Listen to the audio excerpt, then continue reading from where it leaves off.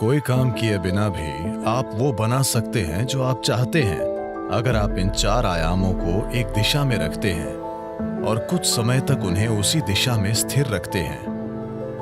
अब उन्हें विश्वास है कि शिव उनके लिए ये करेंगे और ऐसा होगा। तो क्या शिव खुद आकर आपका घर बनाएंगे? नहीं। मैं चाहता हूं कि आप समझें, ईश्वर आपके लिए छोटी उंगली भी नहीं उठाएंगे। इस धरती पर अब तक जो नहीं हुआ वो कल हो सकता है। इंसान इसे कल एक सच्चाई बना सकते हैं।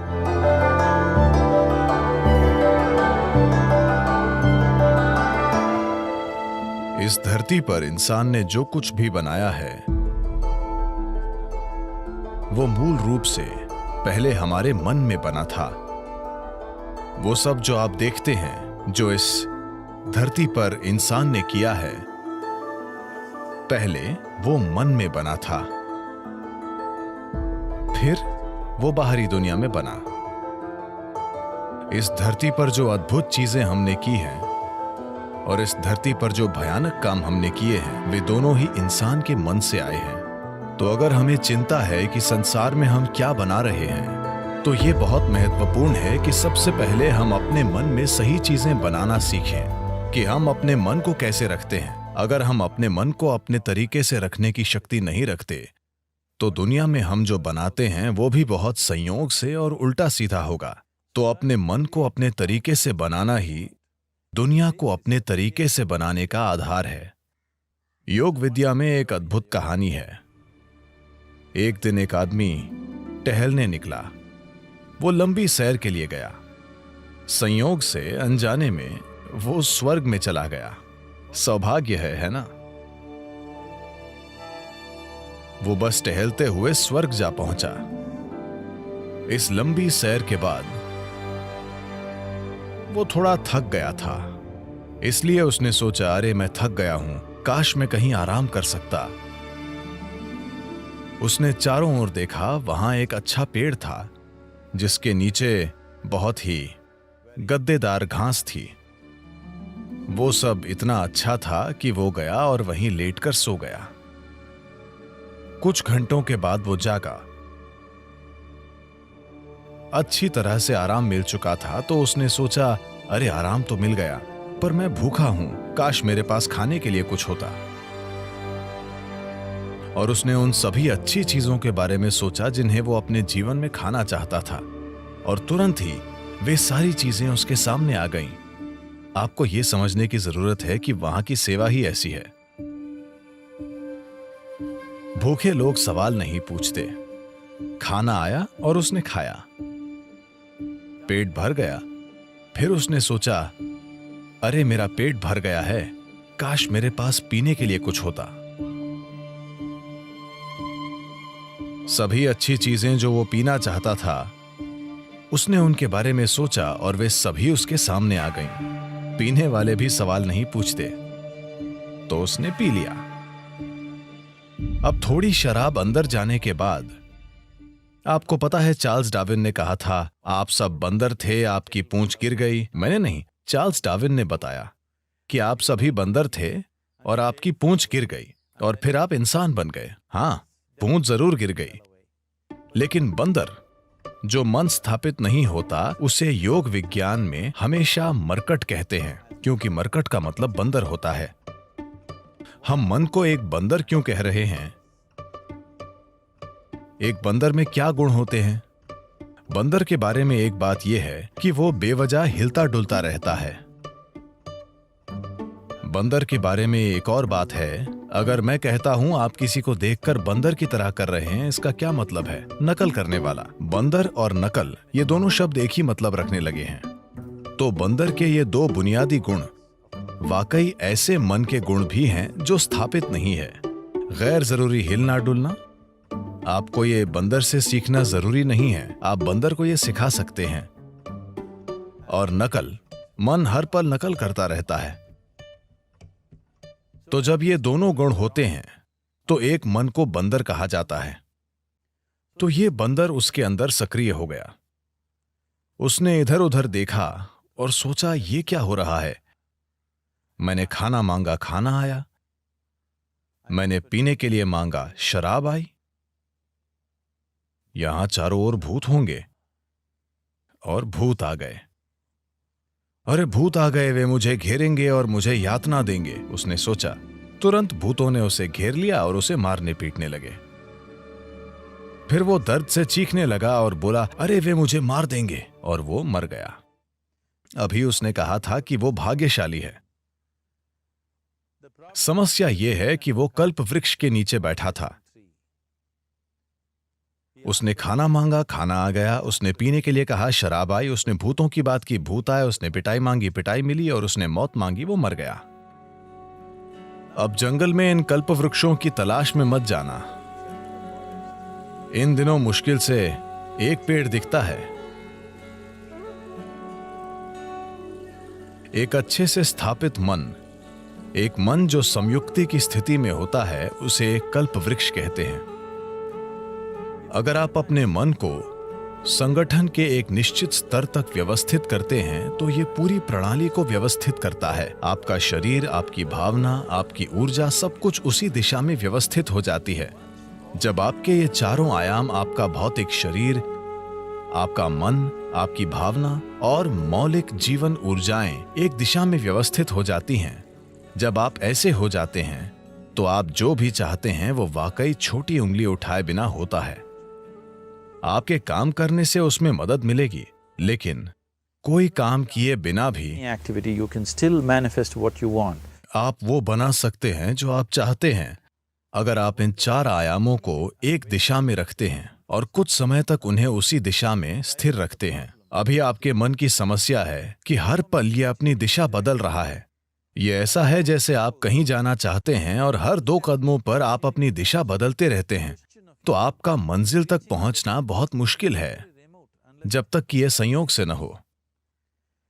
तो अपने मन को व्यवस्थित करना और उससे पूरे सिस्टम को और अपने इन 4 बुनियादी आयामों को एक दिशा में व्यवस्थित करना, अगर आप ऐसा करते हैं तो आप खुद कल्पवृक्ष हैं। Anything that you wish will happen. जो भी आप चाहते हैं वो होगा। पर अभी अगर आप अपने जीवन को देखें तो वो सब जिसकी आपने अब तक इच्छा की है, अगर वो हो जाए तो आप खत्म। वे चीजें और लोग जो आपने चाहे, अगर वो सब आज आपके घर में हों, तो क्या आप जी पाएंगे? जब हम इस तरह समर्थ हो जाते हैं तो ये बहुत महत्वपूर्ण है कि हमारी शारीरिक क्रिया, भावनात्मक क्रिया, मानसिक क्रिया और ऊर्जा क्रियाएं नियंत्रित और ठीक दिशा में हों। अगर ऐसा नहीं है तो हम विनाशकारी, आत्मविनाशकारी बन जाते हैं। अभी यही हमारी समस्या है। जिस तकनीक को हमारे जीवन को सुंदर और आसान बनाना चाहिए, वो सभी समस्याओं की जड़ बन गई है। हम अपने जीवन के आधार को नष्ट कर रहे हैं, जो कि धरती है।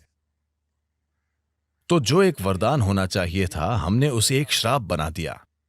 पिछले 100 वर्षों में हमें आराम और सुविधा के जबरदस्त स्तर मिले हैं, जो हमारे जीवन के लिए खतरा भी बन गए हैं, सिर्फ इसलिए कि हम सचेत होकर काम नहीं कर रहे हैं। हम आदतों से मजबूर हैं। तो मन को व्यवस्थित करने का बुनियादी मतलब है चीजों को विवशता से करने के बजाय जागरूक होकर करना। आपने ऐसे लोगों के बारे में सुना होगा जो कुछ मांगते हैं और सभी उम्मीदों से परे वो उनके लिए सच हो जाता है। आमतौर पर ऐसा उनके साथ होता है जो श्रद्धा रखते हैं। मान लीजिए आप घर बनाना चाहते हैं। अगर आप सोचने लगेंगे, अरे मैं एक घर बनाना चाहता हूं, घर बनाने के लिए 50 लाख रुपए चाहिए, मेरी जेब में 50 रुपए हैं, नहीं होगा, नहीं होगा, संभव नहीं है। जैसे ही आप कहते हैं संभव नहीं है, आप ये भी कह रहे हैं कि मैं ये नहीं चाहता। तो एक स्तर पर आप इच्छा पैदा कर रहे हैं कि आप कुछ चाहते हैं, दूसरे स्तर पर आप कह रहे हैं मैं ये नहीं चाहता। तो इस संघर्ष में ये शायद न हो पाए। कोई इंसान जो किसी भगवान या मंदिर में या जिसमें भी श्रद्धा रखता है, जो सरल मन वाला है, श्रद्धा सिर्फ उन लोगों के लिए काम करती है जो सरल मन वाले हैं। सोचने वाले लोग जो बहुत अधिक सोचते हैं, उनके लिए ये कभी काम नहीं करती। एक छोटे बच्चे जैसा इंसान जिसे अपने ईश्वर या अपने मंदिर में या जिसमें भी एक सरल श्रद्धा है, वो मंदिर में जाकर कहता है, शिव जी मुझे एक घर चाहिए, मुझे नहीं पता कैसे, पर आपको ये करना होगा। अब उसके मन में कोई उल्टे विचार नहीं है, क्या ऐसा होगा, क्या ऐसा नहीं होगा, क्या यह संभव है, क्या यह असंभव नहीं है। श्रद्धा के सरल काम द्वारा इन चीजों को पूरी तरह से हटा दिया जाता है। अब उसे श्रद्धा है कि शिव उसके लिए ये करेंगे और ऐसा होगा। तो क्या शिव खुद आकर आपका घर बनाएंगे? नहीं। मैं चाहता हूं कि आप समझें, ईश्वर आपके लिए छोटी उंगली भी नहीं उठाएंगे। जिसे आप ईश्वर कहते हैं वो सृष्टि का स्रोत है। एक निर्माता के रूप में उन्होंने जबरदस्त काम किया है, कोई प्रश्न नहीं है। आप इससे बेहतर सृष्टि सोच सकते हैं? अभी जो भी है उससे बेहतर सृष्टि की क्या कोई कल्पना कर सकता है? तो एक निर्माता के रूप में उन्होंने बेहतरीन काम किया है। पर अगर आप चाहते हैं कि जीवन आपके हिसाब से चले, क्योंकि अभी आपकी खुशी और आपकी खुशहाली की बुनियाद यह है, अगर आप दुखी हैं तो सिर्फ और सिर्फ इसलिए आप दुखी हैं कि जीवन वैसे नहीं चल रहा जैसे आप चाहते हैं। बस यही बात है। तो अगर जीवन आपके हिसाब से नहीं चलता तो आप दुखी होते हैं। अगर जीवन आपके हिसाब से चलता है तो आप खुश होते हैं। ये इतना सरल है। तो अगर जीवन को आपके हिसाब से चलना चाहिए तो सबसे पहले आप कैसे सोचते हैं? आपकी सोच में कितना फोकस है, आपके विचार में कितनी स्थिरता है और विचार प्रक्रिया में कितनी ऊर्जा है, इससे तय होगा कि क्या आपका विचार एक सच्चाई बनेगा या सिर्फ एक विचार रहेगा। ये इससे भी तय होगा कि आप उल्टे विचार बनाकर उस विचार के लिए रुकावट नहीं पैदा करते। Is something possible or not possible? Is destroying humanity. क्या ये हो सकता है या नहीं, ये मानवता को नष्ट कर रहा है। क्या संभव है और क्या असंभव, ये देखना आपका नहीं, प्रकृति का काम है। आपका काम है मनचाही चीज पाने के लिए मेहनत करना। अभी आप यहां बैठे हैं। अगर मैं आपसे दो सरल प्रश्न पूछूं, मैं चाहता हूं कि आप बस सुने और उत्तर दें। आप जहां बैठे हैं क्या वहां से उड़ सकते हैं? आप कहेंगे नहीं। क्या आप यहां से उठकर चल सकते हैं? आप कहेंगे हां। इसका आधार क्या है कि आप उड़ने के लिए नहीं और चलने के लिए हां कहते हैं? आधार है जीवन का अनुभव। कई बार आप उठकर चले हैं, कभी उड़ान नहीं भरी। या दूसरे शब्दों में, आप जीवन के पिछले अनुभव को आधार बनाकर यह तय कर रहे हैं कि कुछ संभव है या नहीं। या दूसरे शब्दों में, आपने तय किया है कि अब तक जो नहीं हुआ वो भविष्य में आपके जीवन में नहीं हो सकता है। ये मानवता और मानवीय भावना का अपमान है। इस धरती पर जो अब तक नहीं हुआ वो कल हो सकता है। इंसान इसे कल एक सच्चाई बना सकते हैं। तो क्या संभव है और क्या असंभव, ये देखना आपका काम नहीं है। ये प्रकृति का काम है। प्रकृति तय करेगी। आप बस देखिए कि आप वाकई क्या चाहते हैं और उसके लिए मेहनत कीजिए। और अगर आपका विचार एक शक्तिशाली तरीके से तैयार होता है, बिना किसी उल्टे विचारों के, कोई ऐसे उल्टे विचार न हो जिनसे विचार प्रक्रिया की तीव्रता कम हो जाए। सबसे पहली और महत्वपूर्ण बात यह है कि आपको स्पष्ट पता होना चाहिए कि आप वाकई क्या चाहते हैं। अगर आप नहीं जानते कि आप क्या चाहते हैं तो उसे बनाने का सवाल ही नहीं उठता। अगर आप ये देखें कि आप वाकई क्या चाहते हैं तो हर इंसान यही चाहता है। वो खुशी से जीना चाहता है, वो शांति से जीना चाहता है। In terms of its relationships, वो चाहता है कि उसके रिश्ते प्यार भरे हों। या दूसरे शब्दों में कहें तो कोई भी इंसान यही चाहता है कि वो अपने भीतर सुखी हो और उसके चारों ओर सुख हो। ये सुख अगर हमारे शरीर में होता है तो हम इसे सेहत या सुख कहते हैं। अगर ये हमारे मन में होता है तो हम इसे शांति और खुशी कहते हैं। अगर ये हमारी भावना में होता है तो हम प्यार और करुणा कहते हैं। अगर ये हमारी ऊर्जा में होता है तो हम इसे आनंद और परमानंद कहते हैं। यही एक इंसान की तलाश है। चाहे वो काम करने अपने ऑफिस जा रहा है, वो पैसा कमाना चाहता है, करियर बनाना चाहता है, परिवार बनाए, वो बार में बैठे या मंदिर में बैठे, वो तब भी उसी चीज की तलाश में है। भीतर सुख, चारों ओर सुख। अगर यही हम चाहते हैं तो मुझे लगता है इसे सीधे संबोधित करने और इसे बनाने के लिए खुद को प्रतिबद्ध करने का यही समय है। तो आप खुद को एक शांतिपूर्ण इंसान, आनंदमय इंसान, प्रेम करने वाला इंसान, सभी स्तरों पर एक सुखद इंसान बनाना चाहते हैं। और क्या आप इस तरह की दुनिया भी नहीं चाहते? एक शांतिपूर्ण दुनिया, एक प्रेमपूर्ण दुनिया, एक आनंदमय दुनिया। नहीं नहीं, मुझे हरियाली चाहिए, मुझे भोजन चाहिए। आनंदित दुनिया से हमारा मतलब है कि हम जो भी चाहते थे वो हो गया। आप इसी की तलाश कर रहे हैं, तो आपको यही करने की जरूरत है कि अपने और अपने आसपास के लोगों के लिए एक शांतिपूर्ण, आनंदमय और प्रेमपूर्ण दुनिया बनाने के लिए प्रतिबद्ध हो जाएं। हर दिन सुबह अगर आप दिन की शुरुआत अपने मन में इस सरल सोच के साथ करें कि आज मैं जहां भी जाऊंगा एक शांतिपूर्ण, प्रेमपूर्ण और आनंदमय दुनिया बनाऊंगा। अगर आप दिन में 100 बार गिरते हैं तो क्या फर्क पड़ता है? एक प्रतिबद्ध आदमी के लिए विफलता जैसा कुछ नहीं होता। अगर वो 100 बार गिरता है तो 100 सबक सीखने को मिलते हैं। अगर आप खुद को कुछ वाकई अच्छा बनाने के लिए प्रतिबद्ध करते हैं तो आपका मन व्यवस्थित हो जाता है। जब आपका मन व्यवस्थित हो जाता है तो आपकी भावना व्यवस्थित हो जाएगी। भावना का संबंध विचार से है। जब आपका विचार और भावना संगठित हो जाती हैं तो आपकी ऊर्जाएं उसी दिशा में व्यवस्थित हो जाएंगी। जब आपके विचार, भावना और ऊर्जा व्यवस्थित हो जाएंगे तो आपका शरीर व्यवस्थित हो जाएगा। जब ये चारों एक दिशा में व्यवस्थित हो जाते हैं तो आप में मनचाही चीज बनाने और प्रकट करने की जबरदस्त क्षमता होगी। आप कई मायनों में ईश्वर होंगे।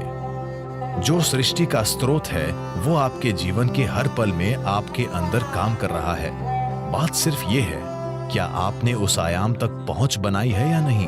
अपने जीवन के 4 मूल तत्वों को व्यवस्थित करके आपको वो पहुंच मिलेगी। ऐसा करने के लिए साधन और तकनीकें हैं। योग का पूरा विज्ञान, पूरी तकनीक जिसे हम योग कहते हैं, वो बस यही है, खुद को सृष्टि के एक टुकड़े से सृष्टा बनाना।